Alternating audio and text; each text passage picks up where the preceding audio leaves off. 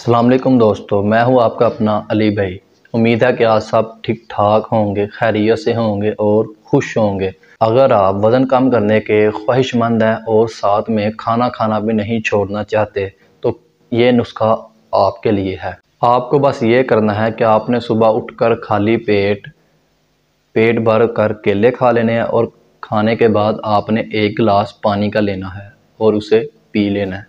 یاد رہے، آپ کو رات کے 8 بجے کے بعد ڈنر نہیں کرنا اور سونے سے پہلے کوئی بھی چیز نہیں کھانی۔ دوپہر کے وقت آپ چاہیں تو اپنی مرضی کا کھانا سلاد کے ساتھ کھا سکتے ہیں، جبکہ دوپہر کے بعد آپ سنیک وغیرہ کھا سکتے ہیں۔ سنیکس وغیرہ کچھ بھی آپ کھا سکتے ہیں ہلکی پھلکی بھوک کو کم کرنے کے لیے، لیکن آپ نے چپس اور آئس کریم سے پرہیز کرنی ہے۔ شام کو 3 بجے کے بعد کوئی بھی میٹھی چیز نہ کھائیں اور رات کو کھانے میں سبزیوں کا استعمال زیادہ کریں۔ تو یہ تھا وہ طریقہ اور کچھ پرہیز جس سے آپ اپنے وزن کو بہت جلد وہ کم کر سکتے ہیں، اپنی فالتو چربی کو۔ ملتے ہیں اگلی ویڈیو میں۔ اللہ حافظ۔